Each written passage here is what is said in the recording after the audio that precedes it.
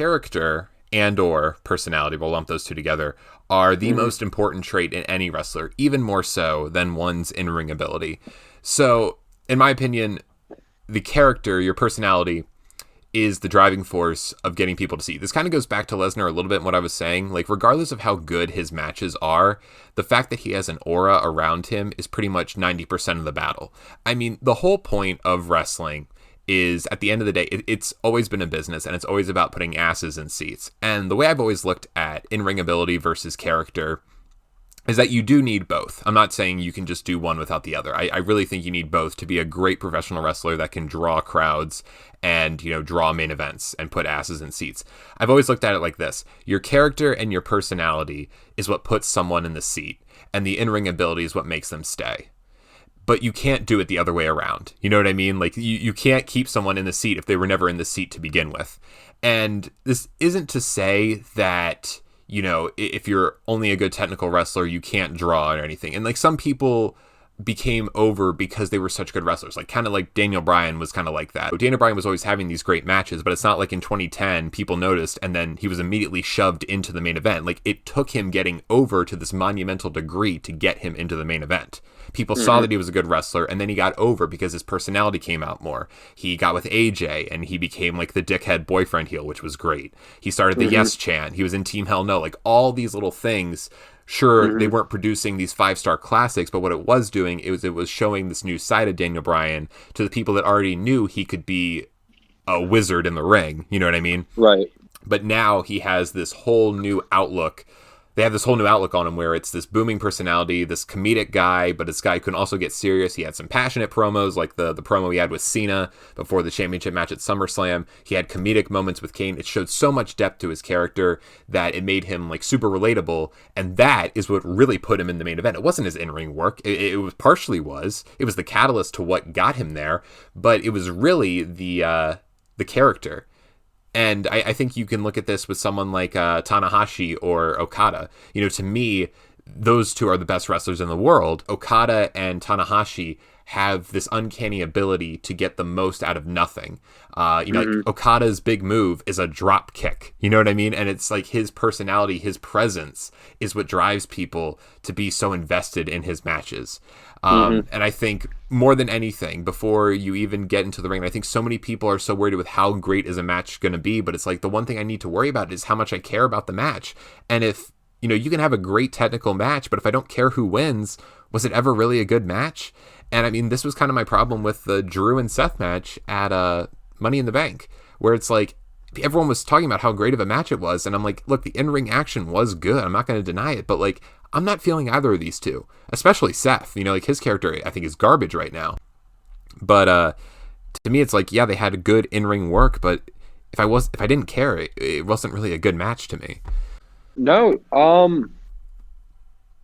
like, I want to have a reason to dispute this, but I'm trying to think.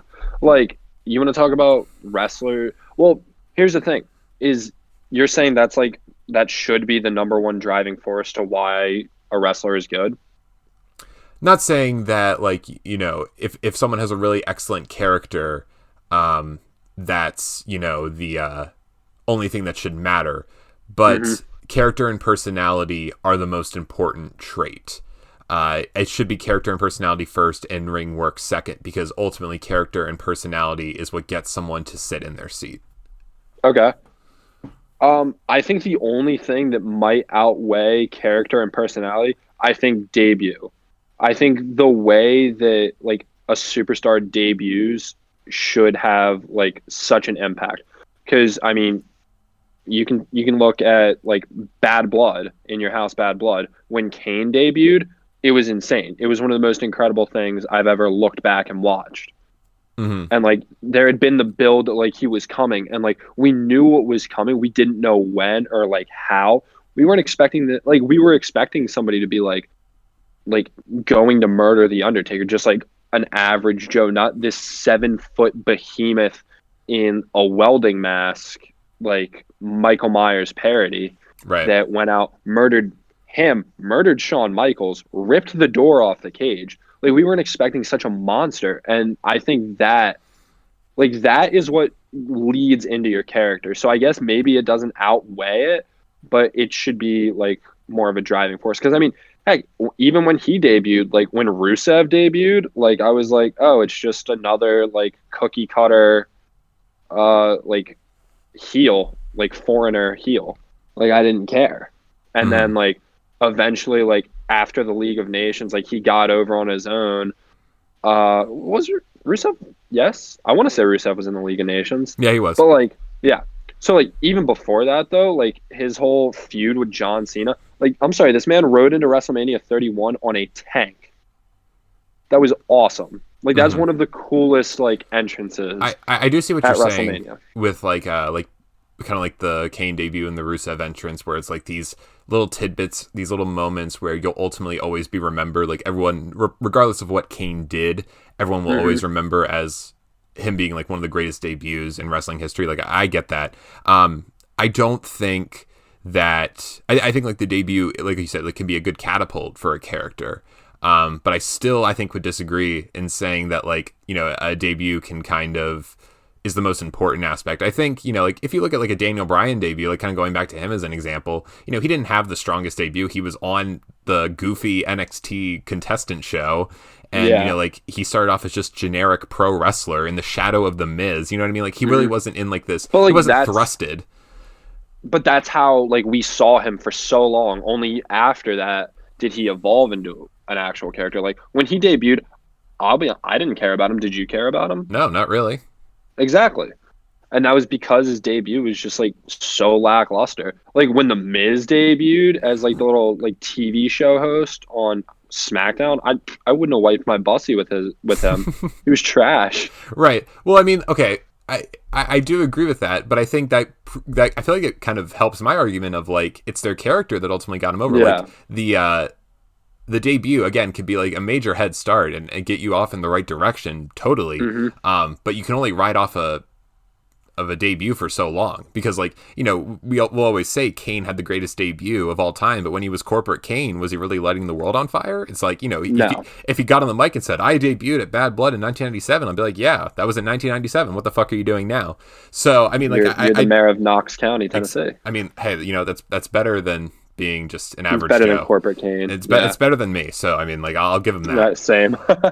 So, I mean, like, I do think I agree with what you're saying about, you know, the debuts, but, you know, I think character still to me is just and more so personality than character, because I think character has the idea of like you have to be like a Bray Wyatt-esque character with this dramatic backstory and like, you know, all these different personalities and shit like that. I mean that more as in like charisma, look, you know, like someone like a Tanahashi who like commands attention when he walks into the ring. He doesn't have like a particular character, if you know what I mean, but he's more just the ace. That's his personality. That's his character in a nutshell. You don't have to be like this super Shakespearean character with multiple depths. You know, I don't want Macbeth walking out to the ring, but I do want someone who commands attention. I think someone like Tanahashi or Okada does that well, and their in-ring work translates to the attention that they get from the fans.